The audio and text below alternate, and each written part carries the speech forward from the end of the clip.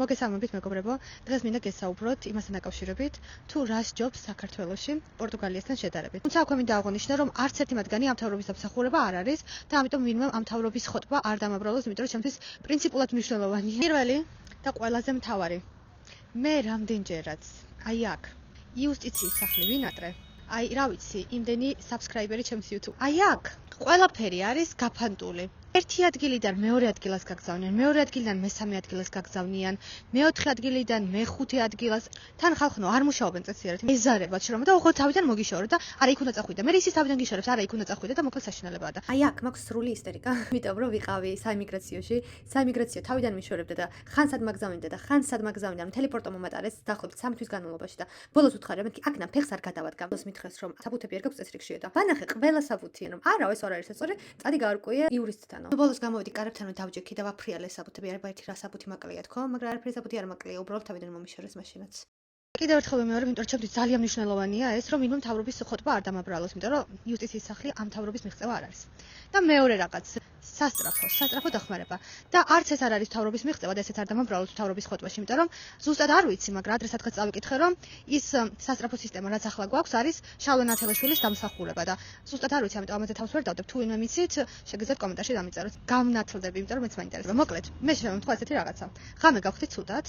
ანუ ღამე გამიხვიდა საშინელი ტკივილით, აი ვერ ხვდებოდი უბრალოდ რა ხდებოდა ჩემს თავს და ავდექი რომ უცებ ტკივილ გამოყუჩებელი დამელია. და რა ავდექი მივხვდა გონებას ვკარგავდი და ეგ ვიფიქრე რომ მეთქი ახლა აი აქ გონება რომ დავკარგო, მარტო ვარ, ვერავინ ვერ მიპოვნის და როცა მიპოვნიან ღმერთმა იცის მე იქამდე რა შეიძლება მოხდეს თქო და თავს ძალა დავატანე მაქსიმალურად რომ ოთახიდან გავსულიყავი და დაბლა დაცვასთან ჩავსულიყავი ერთი სართულის დაბლა. რომ მეთქი თუ უნდა წავიქცე, იქ წავიქცე და დამეხმარება ეგ დაცვა.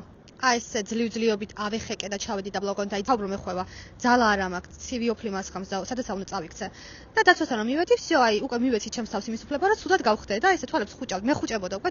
არ მახუჭინებ და დაცვა თვალებს მოხდეს ეს სახეში მეტყოდა, თვალები არ დახუჭო არ დაგეცინოსო. მოკლედ ანუ დამემართა კოლაფსი, დამივარდა წნევა, გავხდი ცუდად და გამოიძახა სასტრაფო. სასტრაფო რომ მოვიდა, გამისინჯეს წნევა და ნახეს რომ ძალიან დაბალი მქონდა რაღაცა და უნდა გადაგიყვანო. ანუ ხო ტკივილი გამოიყვუჩებელი მაინც დამალებინეთ იქამდე, იმიტომ რომ კვდები ცუდად ვარ. და არ გვაქვს უფლებაო. მეთქი ხო, ну კარგი წავიდეთ სავანტყოფოში.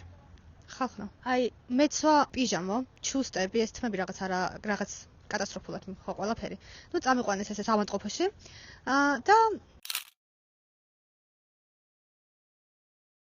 მთელი გზა ვტირი ძალიან ცუდად ვარ და ვიხოცები რომ ერთი ტკივილი გამოყუჩებელი დამალევინეთ თქო. იქ რომ მივედი, ხელზე გამიკეთეს სამაჯური და დამსვეს საერთო მოცაცდელ ოთახში. ანუ თან ზამთარი იყო. ყინავდა, ეგ ოთახიც გაყინული იყო. მე პიჟამოთი ვიყავი ჩუსტებით. ცხარე ცრემლებით ვტირი, იმიტომ რომ ძალიან ცუდად ვარ და ანუ გავიდა 10 წუთი ყურადღებას არავინ მაქვს. გავიდა ზუსტად 2 საათი, ხალხო 2 საათი ვტიროდი, ზედ არავინ არ შემომხედა. ბოლოს უთხარი რომ მეთქი, კოლაფსი მქონდა თქო, კინაღამ წავიქეცი თქო, გული წამივიდა კინაღამ თქო და იქნება და დამეხმაროთ თქო და ეხლა ხო აღარ მიგდისო, უკვე კარგად გაგწნევაო და დაჯექი დაგველოდეო. ანუ მე არ ვიცოდი თქო რომ თუ სასტრაფო ასეთი სისტემით მუშაობდა თქვენთან თქო, თორე საერთოდ არ გამოვყვებოდი თქო, იმიტომ რომ ჩემს ქვეყანაში თქო, მაგალითად სასტრაფო თუ შეგიყვანს სავანტყოფოში თქო, სავანტყოფოს კარებთან ხვდებიან ექიმები ლამის თქო, შემდეგ ისეთი სიტყვები მოვისმინე რომ მართლა ვფიქრობდი რომ ნეტავ მე როდისმე ეს სიტყვები მithქვამს ვინმესთვის და ამიტომ ეხლა ღმერთი მსჯის რომ სამყარო მსჯის რომ რაღაცა იგივე გამოვცადო ჩემს თავზე თქო, უცებ მოვისმინე ეს ფრთიანი ფრაზა, რომელსაც მე თვითონაც ვერ ვიტან და არც არასდროს არ მithქვამს არავისთვის, რუსების გარდა. ესო პორტუგალია არისო. თუ არ მოგწონსო, წაბრძანდი სახლშიო. თუ ესეთი კარგი ქვეყანა გაქვსო. ნუ გაშენია თქო, მე წავალ ჩემს სახლში თქო, მაგრამ ახლა აქ ვარ და ახლა შენი დახმარება მჭირდება თქო და თუ მეხმარები, დამეხმარე თქო და თქო რა, უკვე აღარც გენდობით თქო, იმიტომ რომ ემპათიას არ გაგაჩნიათ როგორც ექიმს თქო და წამოვედი. წამოვედი და წამოვედი ტაქსით. და ტაქსის არასწორად მივუთხი და მისამართი და დამტავა შუა ქუჩაში, ფეხი არ გადადგა ტაქსი, ნუ არა, აქ არისო მითითებულიო და ჩამოდიო აქო. ну ესეც ჩვენთან ჯობს ტაქსისტები ყოველ შემთხვევაში შუა ქუჩაში არ დაგტოვებენ. წარმოიდგინეთ, პიჟამოთი, ჩუსტებით, ანუ სახეწაშლილი, კიდევ ტიროდი ტკივილისგან რაღაცა და შუა ქუჩაში ღამის 5 საათი იყო, ზამთარი, სიცივე. მივდივა ჩუსტემ დაახლოებით 5 წუთის გზა იყო და ტაქსის ახალი ტაქსის გამოძახებას აღარ გქონდა აზრი, ამიტომ წავედი. მოკლედ ეგ მე არასდროს არ დამავიწყდება და ძალიან სასაცილო იცით რა არის რომ დაცვა რომელთანაც ჩავედი რომ ცუდად რო ვიყავი დასახმარებლად ძალიან საყვარელი არის რა ანუ აი რომ წავიქეცი ხელში ვერ ამწი ახსოვს რომ ეს მეკაჩებოდა და მე თვითონაც დაიქცა აღონ ხალხმა იმის მერე ერთი თვე მეკითხებოდა კიდე ცუდად ხო არ გამხდარ დედა აზრი არის ის რომ იუსტიციის სახლი და სასწრაფო სისტემა ჩვენთან ბევრად უკეთესად მუშაობს და უფრო გამართულია.